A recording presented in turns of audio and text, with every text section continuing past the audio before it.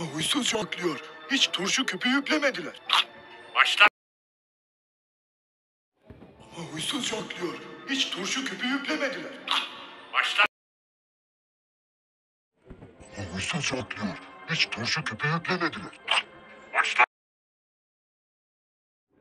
Ama huysuz jonglör. Hiç turşu küpü yüklemediler.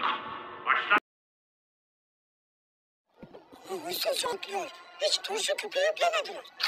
Başla. Ama huysuz jonglör. Hiç turşu küpü yüklemediler. Başla. Ama huysuz jonglör. Hiç turşu küpü yüklemediler. Başla.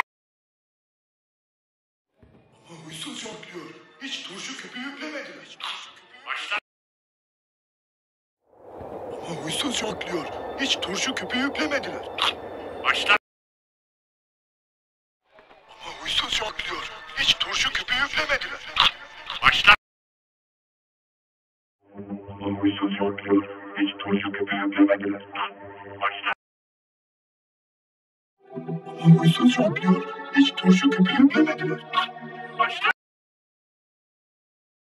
Ama huysuz jonglör. Hiç turşu küpü yüklemediler. Başla. Akşam. Ne demek büyükmüş ruhçi? Ruhçi. Ama huysuz jonglör. Hiç turşu küpü yüklemediler. Başla. Ama huysuz jonglör. Hiç turşu küpü yüklemediler. Başla.